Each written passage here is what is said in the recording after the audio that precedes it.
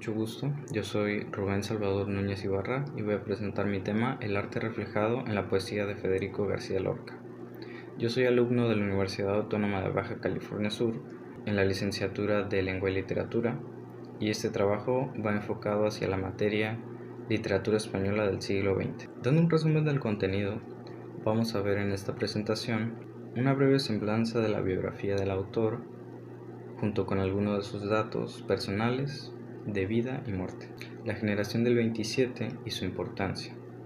En esta generación el autor se dio a conocer siendo uno de los más importantes de su época. Un breve concepto del arte. Esto para mantener una base de lo que nosotros entenderemos por arte en esta presentación. El arte de Federico García Lorca. En esta sección vamos a ver una galería de arte del autor y artista Federico García Lorca, cómo algunos de sus poemas logran representar el arte. Aquí vamos a ver lo que representa su arte, su pintura y su dibujo, y lo que representa también su poesía. Conclusión. Aquí vamos a repasar lo que vimos durante la presentación. Justificación del tema. Aquí voy a presentar las razones por las cuales mi trabajo es merecedor del estudio y análisis de este proyecto.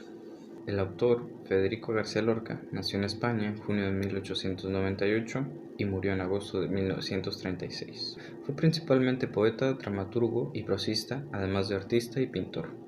Relacionado con la generación del 27, fue el poeta con mayor influencia y popularidad de la literatura española del siglo XX, dando rostro popular a dicho grupo. A continuación voy a leer una cita de Benito Madariaga de la Campa en su libro Los dibujos poéticos de Federico García Lorca de 1999. La expresión por medio del dibujo llegó a ilusionar a García Lorca tanto, quizá, como el resto de sus producciones artísticas. La generación del 27 y su importancia. En esta generación, los poetas como Federico García Lorca intentan la renovación estética de la poesía en sí. Para ello toman las innovaciones que aportan las vanguardias, aunque no olvidaban la importancia de la tradición literaria española. Los temas que tratan los poetas del 27 son los grandes asuntos del ser humano, el amor, el universo, la muerte, etc. Aún así se observaban motivos temáticos relacionados con los avances técnicos. De la ciudad aparece una visión positiva y negativa. El amor se representa como la plenitud del individuo. Las artes se convirtieron en el tema de creación poética y la naturaleza es concebida como un entorno. Como un dato curioso, el acto cultural que dio origen al nombre de la generación del 27 fue la conmemoración en el año 1927 del tercer centenario de la muerte de Góngora. Estos poetas fueron influenciados por movimientos europeos como lo fueron el simbolismo, el futurismo y el surrealismo, pero no presentan un pensamiento revolucionario ni de inclinación política o social. Las obras de la generación del 27 se caracterizaron por el uso constante y audaz de la metáfora y de nuevas palabras creadas con el fin de transmitir emociones intensas en los poemas. Se destacaron autores como Federico García Lorca y Rafael Alberti. Al principio la preocupación era la forma del poema, el arte por el arte, pero poco a poco los autores de la generación del 27 desarrollaban una poesía más humana, más preocupada por el dolor, la alegría, el amor, las memorias y demás. Si bien el arte es subjetiva, su concepto es algo en que el ser humano puede llegar a un acuerdo. Como arte, denominamos un conjunto de disciplinas o producciones del ser humano de fines estéticos y simbólicos a partir de un conjunto determinado de criterios, reglas y técnicas. Las artes buscan representar, a través de diferentes medios, el universo de inquietudes humanas, sean reales o imaginarias, mediante el uso de símbolos o alegorías. Aquí tenemos un primer vistazo al arte de García Lorca en El payaso de rostro desdoblado de 1927. A continuación veremos la galería de arte de Federico García Lorca. Primero tenemos su firma para su libro Poeta en Nueva York, publicada en 1940, y también Autorretrato en Nueva York, que se inspiró en el mismo poemario. Después tenemos algunos de sus trabajos más abstractos, como El beso y Merienda de 1927 y Naturaleza muerta de 1928. En esta galería también tenemos Florero sobre un tejado, Joven y Pirámides, Deseo de las ciudades muertas, Dama en el balcón y Pareja de hombre y joven marinero. La estética de Dalí le sirvió a Federico como estímulo cuando empezó a cultivar, a partir de 1927, una poesía de evasión, en la cual se daba menos importancia a la metáfora que a lo que Federico llamó, sirviéndose de la expresión de Dalí, el hecho poético, la imagen que pretende evadirse de cualquier explicación racional. La relación de García Lorca y Dalí fue muy importante para el poeta, no solo como influencia artística, sino también porque entablaron una fuerte amistad.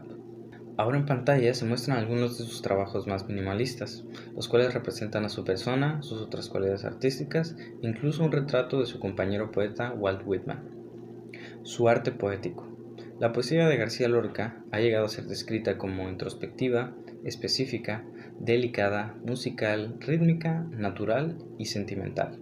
Su belleza orgánica separa de la monotonía del silencio y brinda al lector un compás de sonidos que al escucharlos parecieran notas del piano que solía tocar.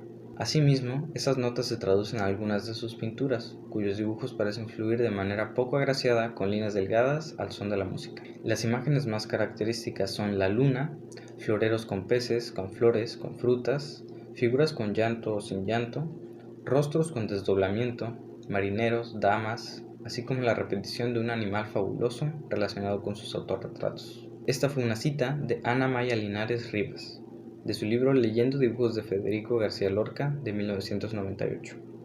Al igual que en la poesía, en sus dibujos destaca el uso de las metáforas, su visión dramática, los mitos de la colectividad, el amor, la muerte, el destino.